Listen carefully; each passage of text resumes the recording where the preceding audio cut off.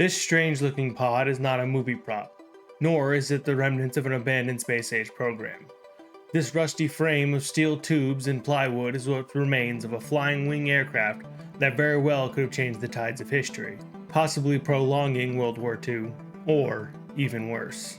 In its completed form, it looks similar to the modern Northrop B-2, and allegedly came complete with its own radar-dodging antics. If you spend enough time looking into World War II history, which I guess I'm at the age that I do that now, you'll come across a slew of stories that say how Germany might have won if just one minute detail had changed. This is one of those stories. But to explain how we got there, first of course I want to look into the global politics of the time and how they led humanity to investigating such a technology. So let's do that.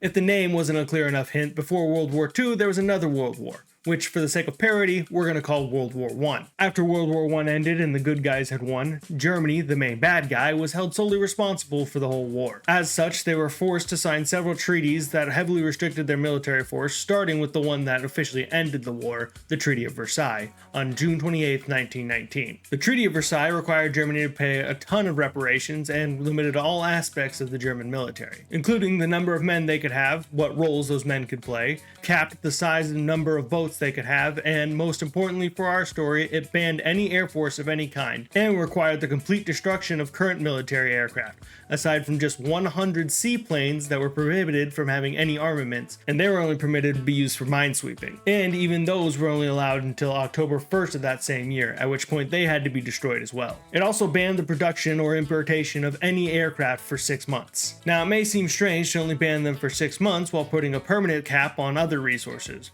but you have to understand that the Wright brothers only took to the skies above Kitty Hawk in 1903, which means that airplanes had just become eligible for a driver's license. They weren't really sure yet how economically useful they would be, but they knew for a fact how good they were at war. So they put a temporary complete pause on them until they could find a more practical way to ensure they only made civilian aircrafts and not military ones. After signing all of these treaties, Germany almost immediately began violating the terms, beginning to build a private army as early as 1920, and by 1921 they had worked out diplomatic relations with the USSR to allow them to covertly build weaponry and train in Russia so that they could dodge all of these rules. This agreement was formalized in 1922 with the Treaty of Rapallo, and soon after Germany began building aircraft in Russia. This pattern of breaking and stretching rules would continue during the interwar period, which leads us to the Horten brothers.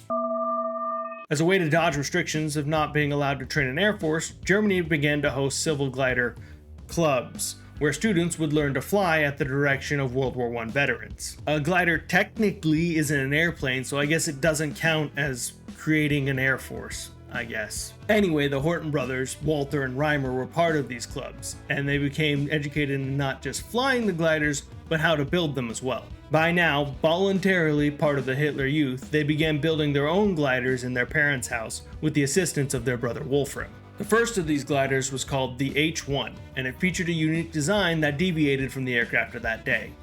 It had no tail. Also, the pilot was to lay prone. This was a flying wing. The history of flying wings doesn't technically start with the Horten brothers, and in fact the first patent for one predates the Wright brothers, and was awarded in 1876 to French engineers Alphonse Pénaud and Paul Gauchot. The plane would have featured 2 counter-rotating pusher props to counter body torque, but more importantly, it had all the trademarks of a flying wing, that being no tail and no fuselage. Unfortunately, they were unable to secure funding to investigate the design further. Though I doubt it would have flown, it might have been a step in the right direction, which is all you can ask for. For years, engineers investigated other tailless designs that almost but didn't quite meet the requirements of being a flying wing, usually because they had a fuselage. Like this biplane, and this Russian, we're gonna say BIC 3. It may seem pedantic to so tightly restrict what is a flying wing, but it makes more sense when you consider why is a flying wing. The value of a flying wing is in its high lift to drag ratio. You see, in a normal plane you have the wings creating all the lift, while a fuselage, or 2, carries the pilot, passengers, and or the engines, and a tail acts to provide stabilization in flight. While these components are very convenient packages for their purposes, they also serve to create drag without producing any lift, or in the case of the tail, actually producing producing downforce. If we observe the case of the flying wing, however, every surface is in place to generate lift. There's minimal wasted drag being endured to serve a second purpose. This ideally leads to more efficient flight characteristics, allowing for a longer range and a heavier load in a smaller aircraft. There were a few planes and gliders before the Horten brothers that actually did count as flying wings, but this seems to be the first time that they actually gathered enough interest to near a production run. The brainchild of the younger brother Reimer, who was just 18 at the time, the H-1 glider first took flight in 1933 and was entered into a competition the next year, where it won a design award before they decided it was no longer of any use to them and they scrapped and burned it. What this did accomplish for the brothers is that they gained notice among the Nazi officials, who began to believe that they would be a great service to the cause. Because if there was one thing they loved more than new technologies, it was burning what was of no longer any use to them. The Luftwaffe began to sponsor the brothers as they began to make more intricate gliders, before eventually shirking the facade altogether to make a pusher plane in their H-5 in June of 1937. But by that point, Germany had already taken the Rhineland, they were gearing up to take Austria, and across the world,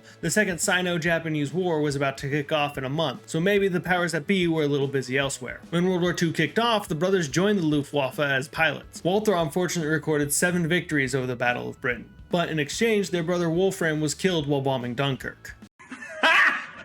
Got him! It was around this time that the brothers' interest in flying wings had redoubled, as a 1940 article in Interavia magazine featured the Northrop XB-35. I'm going to talk about Northrop's flying wings in another video, so be sure to stick around if that interests you. The brothers used this revelation to lobby for the development of their planes, and in 1941, Walter was moved to the Ministry of Aviation, where he tested new and captured enemy airplanes. Technically, the group was called that, but that's too hard to say, and this is the Nazis we're talking about, so they don't rate the effort. Well, it does say fart in the middle, so maybe we'll just call it the Ministry of Fart.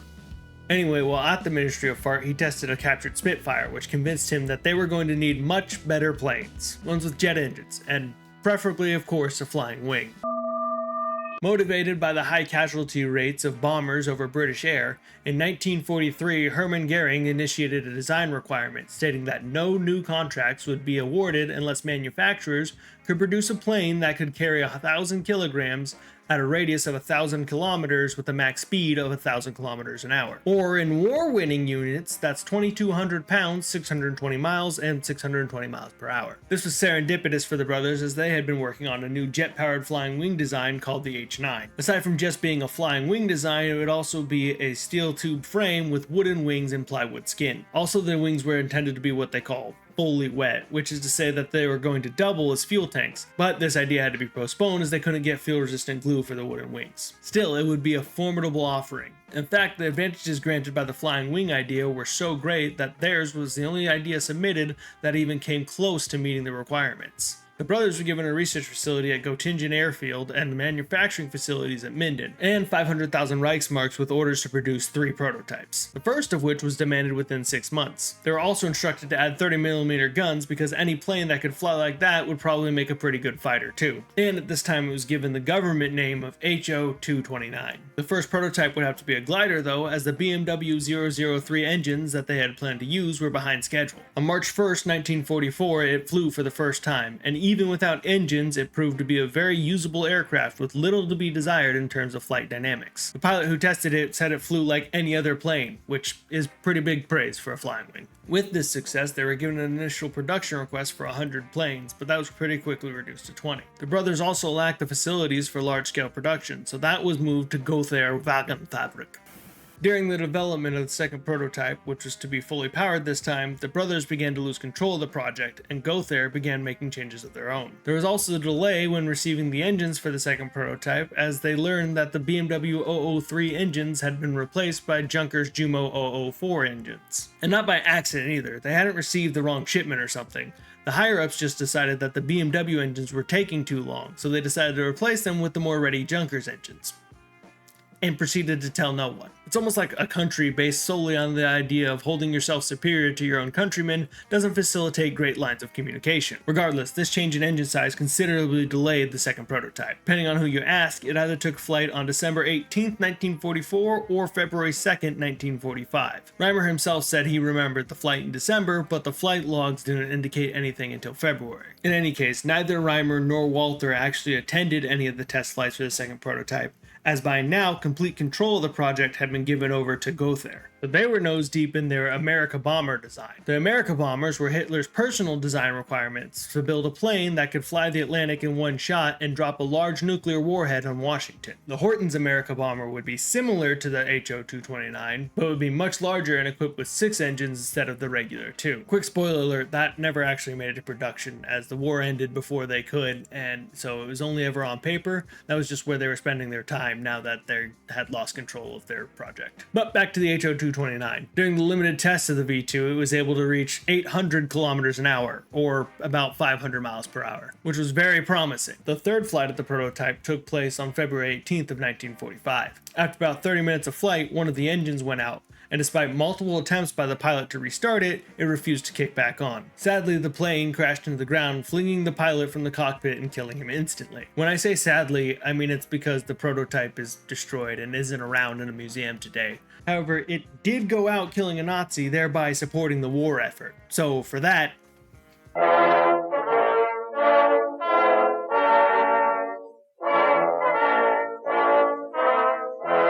inspecting the wreckage, it appeared as even though the plane did have an ejector seat, the pilot refused to use it. Probably because dying was a better alternative to whatever he was going to get for crashing their very expensive prototype. This man will be court-martialed, shot, and sent to the Russian front. After the crash, the project continued with a third prototype. And if you remember your history, you might be thinking early 1945 sounds like they're cutting it a bit close. And you'd be right. On March 1st, the US launched Operation Lumberjack to take the River Rhine. 11 days later, the HO-229, now called the GO-229, was put into overdrive as part of the Jägernaut program? Jägernaut program. As part of the... Oh, that's probably Jägernaut program. That's probably that. Anyway, as part of the Jägernaut program, which was an attempt to build cheap wonder weapons in order to defend a faltering Germany. They feverishly began building the new prototype, but just 1 month later, the boys came knocking. On April 14th, the US Army captured the Gothair facility and found not only the V3 almost completed, but a V4 and a V5, which were to be night fighters, and various levels of construction, as well as the frame for a V6, which was to be a 2-person trainer fighter. Among the paperwork, they also found plans for a V7 and a V8. Finally, they also found a converted Horten H2, which had been equipped with jet engines and a double cockpit in order to prove the concept of the V6. The soldiers wrapped up and moved what they could, but knowing the Russians were coming, they were forced to burn the rest, lest this advanced tech fall into the hands of the former and not yet enemy. Luckily, however, the V3 was one of the things that was saved. It was moved to the United States and kept as an example of confiscated advanced technology, where it stayed relatively quiet until it was finally put on display at the Smithsonian in 2017. The brothers survived the war and worked in Germany for a while. Jack Northrop attempted to hire them to work on his flying wing programs, but they weren't awful enough human beings to count for paperclip, I guess, because the US denied the request. Reimer did what all good, bad, what a lot of Nazis did after World War II and moved to Argentina, where he worked on new planes. Walter stayed in Germany, and there they both stayed in their respective places until their deaths in the mid-90s. Okay, so what about it being a stealth fighter that could have changed history? Well, that might not be the whole story. When the B-2 was revealed in the mid-80s, Reimer made some pretty interesting claims about his original plans for the HO-229. Mostly that it had been planned to fly under the radar. But how does a plane do that? It may be useful to explain how radars work. To start, the basic principle is that an antenna sends out electromagnetic waves and pulses, which bounce off an object and return to a receiver, which is usually directly attached to the antenna. You can kind of think of it like throwing a ball at a wall and waiting for it to come back. If you know exactly how fast the ball is moving and how long it took to get back to you, you can devise how far away the wall is. But instead of trying to find a wall, you're trying to find a little object in the sky. So instead of sending out a ball, you send out a wave and look for part of it to come back. We know the speed of light in the Earth's atmosphere, so if there's something out there, we can measure how many milliseconds it takes to get back to us and thereby tell us how far the object is. And depending how much energy we get back, we can also determine how big the object is. You know, so we're not launching intercontinental ballistic missiles for 99 red balloons. The amount of energy returned in a given time gives us what's called the radar cross-section. Now, there are other details about sensing direction and speed and elevation and all that, but that would take too long and doesn't really apply here. What we want to know is how do we evade these things altogether? Let's pretend that this flashlight is our radar antenna, and the light it sends out is our radar signal. And that picture of James May is our radar receiver.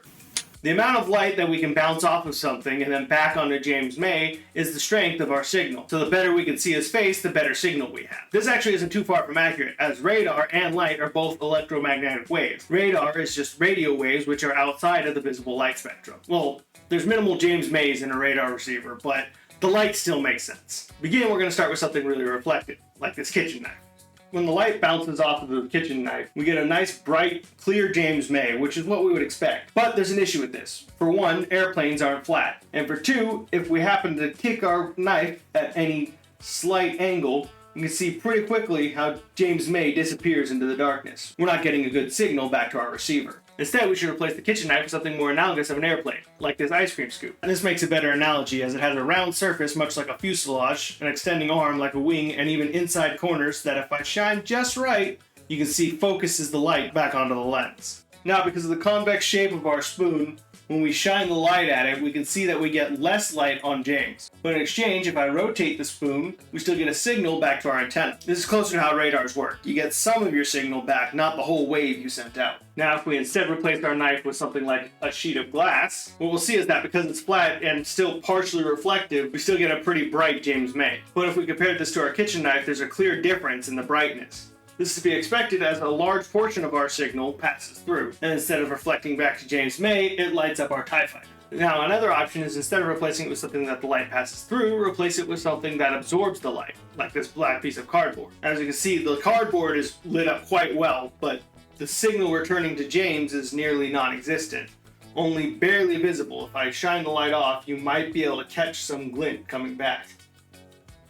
That's because most of the light's being absorbed by the black cardboard. This is also true of radar signals, except the materials they can pass through or that could absorb them might be different. Just like X-rays can see through our soft, squishy exterior, and we can see through glass even though infrared can't, different light spectrums can move through different objects. You see, it was already believed from experience with the de Havilland mosquito that a wooden plane might have a slightly smaller radar cross-section than a metal one. That's because, much like with our piece of glass in our flashlight, plywood allows radar waves to pass through, which, as we discussed, will reduce how much is reflected back and thus reduce the signal received by the antenna. This has the added benefit of not only making the plane look like a smaller object, but it also doesn't show up on the radar until it's at a closer radius. There's also the shape of the flying wing itself. You see, most planes have big bulbous fuselages, whirling propellers, tall standing control surfaces, and a glut of inside corners, all of which lend themselves to reflecting back at least some signal. Conversely, a flying wing has a constant leading edge, which gives very little angle at which a surface of the plane will be normal to the antenna. The steep angles really lend themselves to reflecting our signal out and away from the antenna. As an aside, this is also why the F-117 Nighthawk has all those flat surfaces. It's really easy to figure out where the signals are going to bounce if they're bouncing off of a flat surface. Now, on top of the benefits of plywood being invisible and the beneficiary geometry of the flying wing, Reimer claimed that he had planned to replace the 19mm thick plywood skin with a piece of sandwich panel. This sandwich panel would have two 1.5mm pieces of plywood sandwiching an epoxy of sawdust, glue, and carbon material. The interlaced carbon would mean that the skin wouldn't simply let the radar waves pass through, but instead they would be absorbed. So how sneaky was it? In 2008, Northrop and National Geographic teamed up to find out. Northrop built a complete non-flying replica of the plane and put it in front of a radar to see how it would fare against Britain's home chain network of the time. The results they got were not too promising in the camp of stealth plane. In total, they only saw a reduction in radar cross-section of 20% compared to similar fighters of the time. So no, not really a stealth plane? Maybe. I take some issue with the way that they conducted the experiment. And maybe some of this is Nat Geo being inaccurate, because Northrop really should ought to know better than me, but they made some really weird choices. For one, instead of building a lot of the metal structures like the tube frame or the engine pods, they built them out of wood or plastic and then would paint them in a silver metallic paint so they'd have like a conductive surface, and then that would be able to reflect radar waves. And that's all well and good for those parts, but instead of building the fuel tanks to go in the wings, they just painted the inside of the wing, structure and all, and then also the leading edge of the wing. Which, like I said, is super weird because not only does that not accurately reflect the geometry of the fuel tank, because the wings have internal structures and inside corners that are nice surfaces for radar reflection. But also there's like 1,000 people you could just hire to make a quick mock-up of an aluminum tank. Especially if it doesn't have to be sealed. It would take like a week. And they said the paint was like $250 a gallon. So it's not like it would have been much more expensive if it was at all. And it would have saved you a lot of time. It's just a really weird decision that cost them a lot of accuracy for seemingly no good reason. Now, that being said, the tanks would have probably been pretty reflective themselves, as the plywood skin once again would just pass the signal right through. And most of the signature was actually from the engine inlets and the cockpit, so it probably would have only reduced the signature by a small amount, but it's still just a really weird decision. So realistically, in the form they found it, the plane probably would not count as a stealth plane, only having that 20 to, we'll say, max 25% reduction in cross-section. In fact, historians who have pored over the surviving documents found no intention of the plane having radar dodging capabilities whatsoever. But that's not to say it wouldn't have been a game changer. First of all, at a time when everyone was strapped for steel, Germany was one of the worst off. A plane primarily made out of wood would have alleviated some of that stress on resources. Then there's the performance of the vehicle. When flown against the Me-262, it is found to not only be competitive, but actually outmaneuvered the Wonder Weapon in a dogfight. When you compound the admittedly slight reduction in radar cross-section with the high speed achievable by the plane, the time it took from being detected to being overhead on the radar went down from the average of 19 minutes for every other fighter to just 8 minutes for the HO-229, which, assuming the average bomber height of 20 to 30,000 feet, would have been too short a time for any plane to make it to that altitude before the HO-229 got to drop their ordnance. Well, there was one plane that could have done it with minutes to spare, but the Allies decided they didn't want the best anymore. They also checked the time to intercept if it flew at the low altitude of just 50 feet, which German fighters had already taken to doing to avoid radar detection. At that height, it would have had an intercept time of under 2.5 minutes, at which point they would have to climb rapidly in order to drop their ordnance, which is something they did better than any plane that the Allies had. Except one. In either situation, even with the best plane in World War II, dealing with them would have been difficult to say the least. The impact of that alone would have likely at the very least extended the war, at least until the Allies could figure out a better way to intercept it. Also, to address the claims made by Reimer, while the Smithsonian has been restoring the V3, they checked the plywood and didn't find any traces of charcoal or carbon in the wood glue. But that's not what he said. What he said was they were going to replace the plywood with a sandwich panel. The fact that they even looked at the plywood and then held it aloft like they were disproving something is once again just weird. And not to stomp for a Nazi, but it's extra silly when you consider the fact that by the time the V3 got made, the Hortens had no control over the program. So whatever they were or weren't planning very well might not have been implemented. Now, once again, there's no evidence in the documents that say that there was a plan for the plane to be specifically stealthy, but the person who was to make the epoxy did attest to its existence. Though he too said it was just for structure, ease of manufacturing, and cost, and there was no stealth aspect to it at all. But charcoal is a radar absorbent material, so it's possible that even if it wasn't for that specifically, it would have added at least some attenuating properties. Maybe. I don't know. I don't have a radar to shoot at some plywood, but I thought it was worth noting that it's not as debunked as the Wikipedia page claims it is. But what does all that matter if the plane never actually made it to production? Well, it turns out that there's some speculation that it might have been closer to production than we actually think. Aside from having the multiple prototypes simultaneously being built, which indicates that they were in at least the advanced stages of that, there's speculation that it wasn't just the engines that was delaying the plane. According to some historians, despite being ardent members of the National Socialist Party, the Hortens, much like a lot of other higher-up Nazis, were more bark than they were bite. They were all for the idea of war and world domination as long as they weren't the ones being shot at, as long as it was someone else's children bleeding in the ditches. As such, it's speculated that they delayed the plane as much as they could in order to make sure that neither they nor their employees got sent to the Russian front. On top of that, while the plane was fully transferred to Gothair, it's posited that these delays continued, as Gothair had their own tailless, nearly flying wing plane that they wanted to promote above the Horten plane. If this is true, and there really were purposeful delays, it's hard to know how quickly this thing could have gotten into action. It was ordered mid-1943, D-Day doesn't happen until June 6, 1944. It's very possible that if these had been built in earnest, then they could have at least had a few operational examples that would have caused some pretty big headaches and might have been able to grant the Devils a few more months before falling. And hey, maybe then someone would have actually gotten to be the person who killed Hitler and not Hitler. I'm not sure that's worth more time in war, but it's something. Maybe. Or maybe not. That's kind of the thing with all these stories. They kind of all follow that same old adage. If ifs and buts were coconuts, Hitler would have ruled the world. Wait. I'm doing a series on flying wings, if you want to call it. So this is the first one, and then I'm going to do Jack Northrop. Like I said, I'm going to talk about those. I'm going to do Jack Northrop's flying wings, and then I'm going to do one video just on the B-2, because that thing's got a lot to talk about. So I figured I'd just break them up. If that sounds interesting, something you'd be interested in, maybe consider subscribing, and then you could follow along. You could also, it's helpful if you like this video, that helps the algorithm. And then if you want to see something other than flying wings, or you just want to talk about flying wings, then you could comment down below, and I'll definitely take suggestions into mine. And then if you just want to hash it out about flying wings, I'll probably at least respond. So anyway, now I'm done. Thanks. Bye.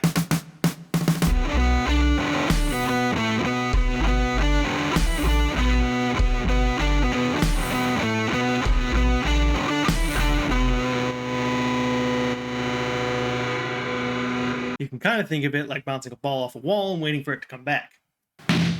Waiting for it to come back. Waiting for it to come back. Waiting for it to come back. Waiting for it to come back. What are you doing?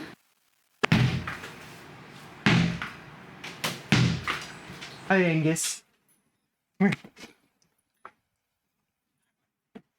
No, it's my ball.